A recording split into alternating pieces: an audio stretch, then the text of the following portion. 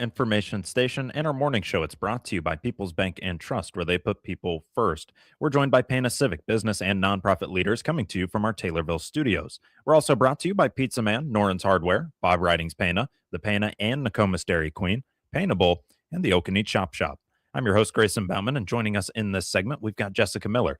Jessica is superintendent of Pana Schools and the school district. Well, Jessica, good morning to you. How are you?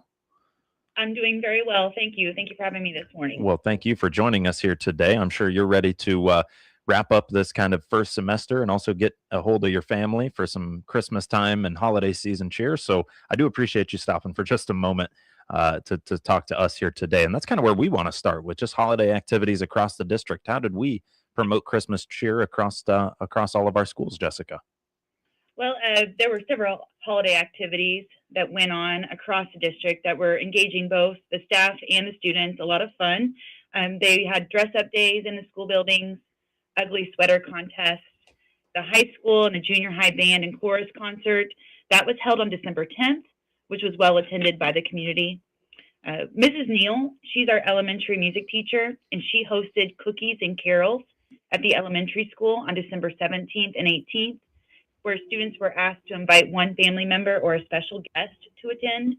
And pairs of students stood in front of the class and sang their favorite Christmas carol, and students and their special guest enjoyed cookies and punch. And I was able to attend one of those classes, one of those cookies and carol sessions at the elementary school. It was a lot of fun. Well attended, by the way, too, by parents and special guests. Our third grade teachers and students, they hosted parents and special guests as well to decorate gingerbread houses. And what was really neat about this activity is students were given an amount of money, I say that like loosely, pretend money, to spend on their gingerbread house.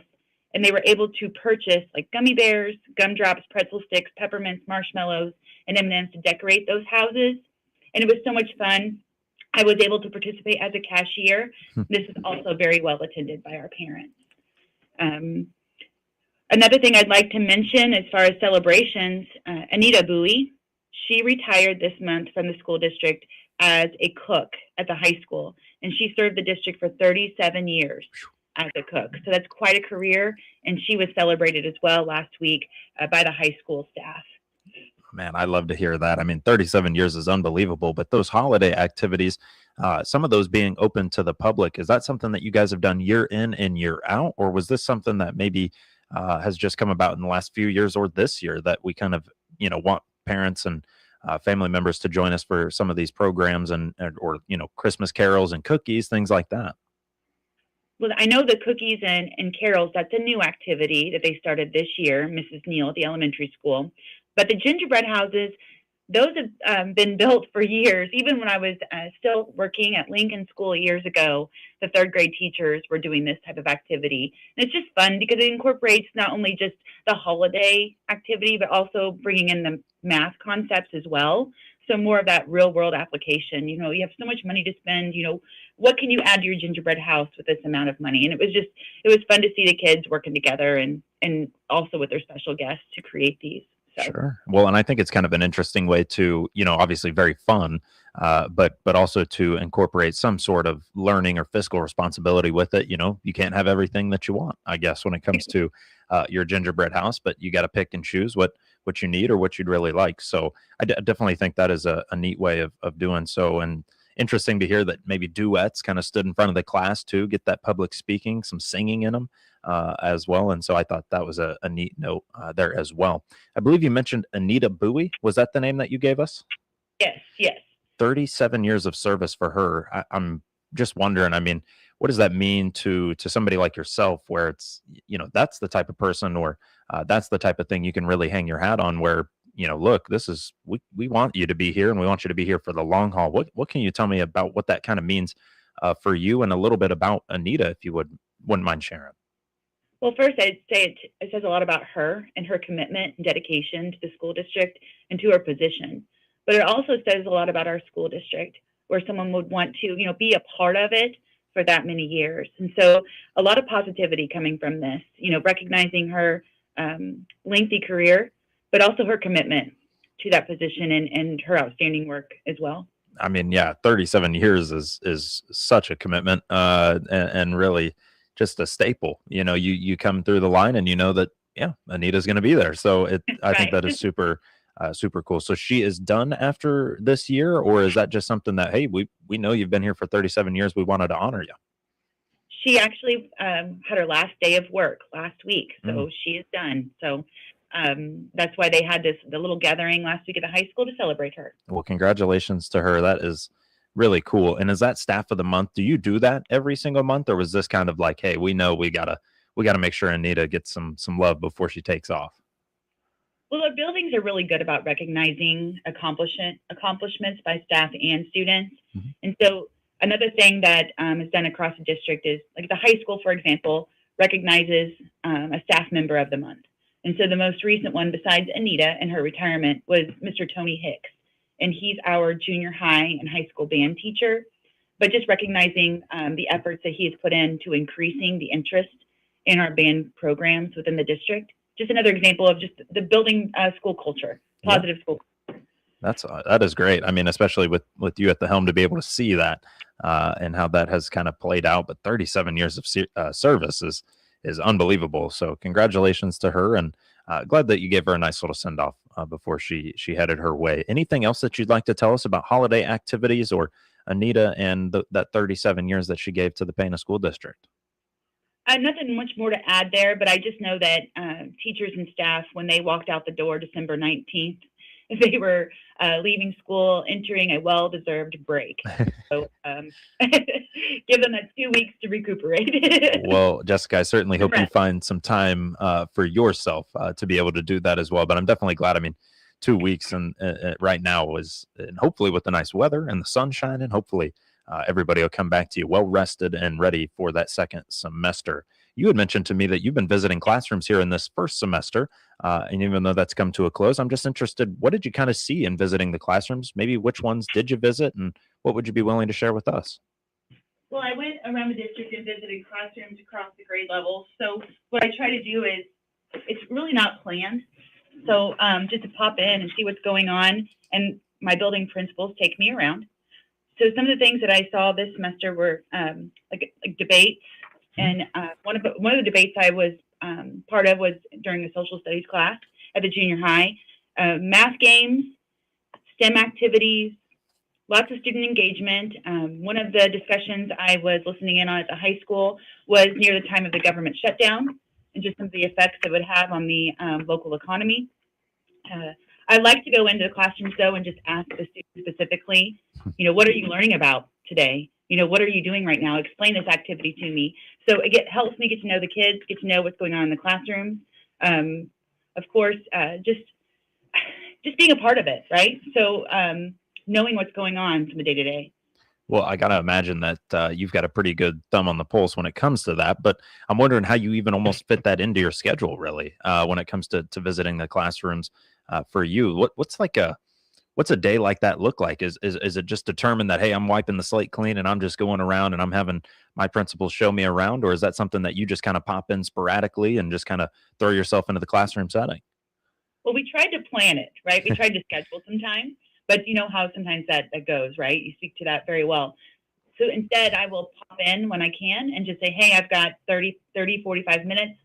Let's go around. If you have time, right? Building principals, they're very busy as well. If you have a few minutes, could you walk me around and we'll visit some classrooms? So it's kind of how it played out so far, and we'll see what happens this spring. Well, I'm hoping that schedules are tough to stick to, especially in certain roles of which you've got yourself in right now. So, in terms of visiting the classrooms, I'm wondering real quick, what about your teaching experience? What about your previous experience? How does that kind of help you determine what's going on in the classroom, let alone like what to kind of make of it? What is your previous experience, and how does that kind of lend to sitting in the classroom and being able to kind of feel it out for yourself? Well, I was fortunate in my career not only to have my own classroom, fourth grade for 10 years, but when I stepped into technology integration, I was able to work in classrooms from preschool all the way up through 12th grade. So I got to get that was 7 years of that kind of work. So I was able to be in a lot of different classrooms, see a lot of different types of instruction, and so I would pick up things that I really liked, and maybe some things that I thought, oh, I think that could be a little bit better. So it helped me get a different perspective on what's going on in the classrooms. So when I visit, Just looking for student engagement, seeing how they are participating in the activity. If they're using technology, are they using it for a purpose? Are they, demonstrating something with it, demonstrating their knowledge with it, doing research, whatever it may be? When there's a discussion, are all the students involved in somehow, some form, or some fashion? So those are just some things that I look for. I've got to imagine it makes it a little bit easier to see and know what you're kind of looking for before you even step in, and then to be a part of it. But you mentioned actually talking to a student or two while you're in the classroom. Do you feel like, hey, that almost helps you gauge what they're taking away from it too? Because you said, well, what are you learning about today? When you ask that type of question, do you feel like that kind of helps you get a better idea of what the students are even taking away from it too? Oh, sure, because you want to have their perspective on it as well.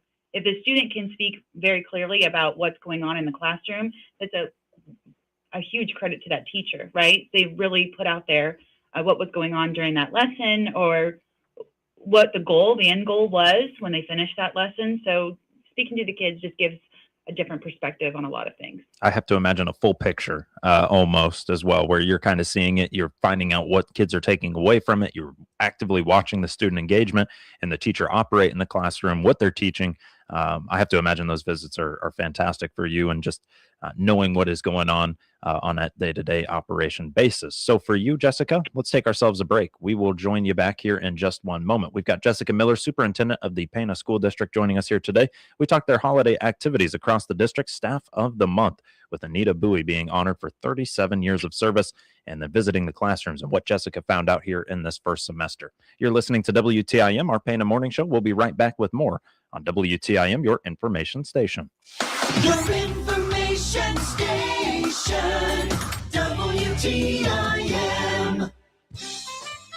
If you're like most people, finding extra money for your savings just doesn't happen. Hi, this is Jennifer Mathis at People's Bank and Trust, and we have the solution you've been looking for. Sign up for our Save by Spending Roundup program, and we'll round up your purchases to the next dollar, then transfer that change to your savings account. It's as easy as shop, enjoy, and save. Start saving for the things you really want with our Save by Spending Roundup program. Call 888-PBT-1954 and let us put you and your savings first. People's Bank and Trust, member FDIC, equal housing lender.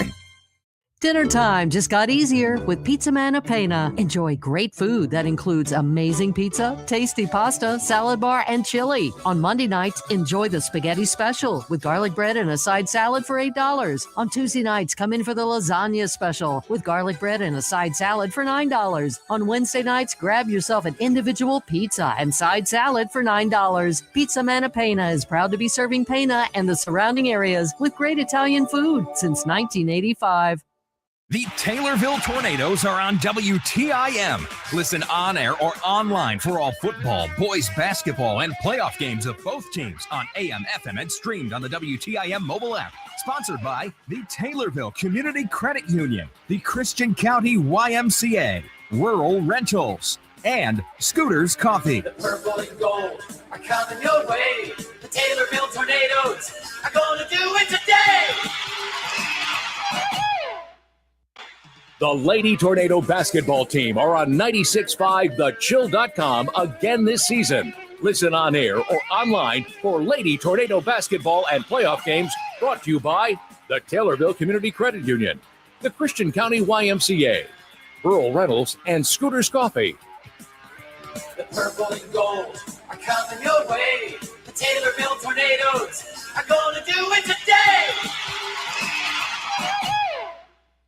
Looking to improve your soybean yield and profitability in 2026? Don't miss this year's Field Advisor Forum, Seeding Success 2026. Join the Illinois Soybean Association on January 15th at the Atkins Golf Club at the University of Illinois for a day filled with agronomic insights, on-farm research, panel discussions on crop production strategies, and much more. Attend in person or online. Register for free at fieldsadvisor.org, then click Attend. Funded by the Illinois Soybean Checkoff Program. This is Dwayne Wheeler, the police chief of the city of Taylorville. As a law enforcement officer, I've seen the impact that depression and suicide have on many people. Many times, those contemplating suicide endure considerable suffering and distress, but there is help. If you feel depressed or lonely, there are many resources to help you. You can call a trusted relative, friend, or minister, or call the Suicide Prevention Lifeline at 1-800-273-TALK. That is 1-800-273-TALK. All of us are here to help you. Thank you.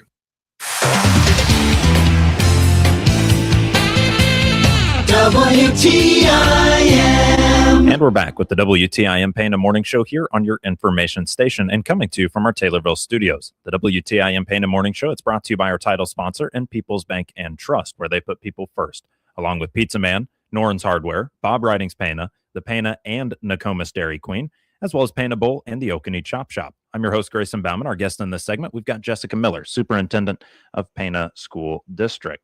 And we were talking about holiday activities, staff of the month, and visiting classrooms. The next topic we want to discuss today is a professional development day that'll be coming up in the new year. Jessica, what's going on there? So staff will return on January 5th, and we planned professional development for them based on their needs. I mean, they told us what they needed, so we worked with NPT, our special ed cooperative, and the Nokomis School District to present You're Going to Love This Kid. It's by Paula Cluth. It will be at Pana High School, and Paula will be our keynote speaker. Following that, staff will have the opportunity to participate in different breakout sessions, all relating to ADHD, autism, and other topics relating to work with special education students. So looking forward to this professional development day to meet the needs of our staff. Interesting. So you mentioned the staff are the ones that actually give you the input, and then you try to find something that fits whatever you've been kind of given. Right. It's more meaningful that way, right? So Sure. listen to what they need and what they want in order to be, the best that they can be. And so we did some research on this, and we put our heads together and put together a full day of this training. And it's a credit to Paul Donahue, our curriculum director, and Kelly Suey, MPT cooperative. They put this together themselves and in cooperation with our school district as well. So looking forward to that day of professional development for our staff. And that being on January 5th, kids will be back in school the following day? Yes, they sure will. They'll return on the 6th. Okay. But also, what we're also doing too is we're providing professional development to our bus drivers and aides. So a few of them will be attending CPR training at Pana Community Hospital on the 5th, and they'll also receive seizure training that morning from our school nurse, Sandy Pauley. Okay, so everybody in the district is getting some form of professional development, it sounds like then. I like to hear that. Well, that is great. So January 5th, that is coming up here in no time flat, and hopefully we can get through New Year's and Christmas with no problems there. And then January 5th, we'll be back, and then 6th, it'll be just like it was back to normal after that. One thing you wanted to follow up with us on is literacy, numbers, and what that looks like right now for the Pana School District. We talked about that a time or two, and this is kind of just a follow-up here in this first semester. I'm wondering what you can share with us. Well, literacy has been a focus for our school district this year. It's one of the district goals, but also my goal as a superintendent is to look for ways to improve literacy across the district. So we are developing vision and mission statements to help guide our work, and so that we can see what our end goal needs to be and how we're going to get there. This first semester, we spent quite a bit of time evaluating our current instructional practices. We looked for strengths in our MAP and IAR data, and also shared instructional strategies with each other that we feel have helped students become better readers. But this is across the district. So this next semester, we're going to take some time to identify essential outcomes in each subject area that align with ISB's pillars of literacy. And so we're really going to take just a step back and say, what do we really want students to know before they leave our classrooms, before they go to the next level? And that'll help us align our curriculum.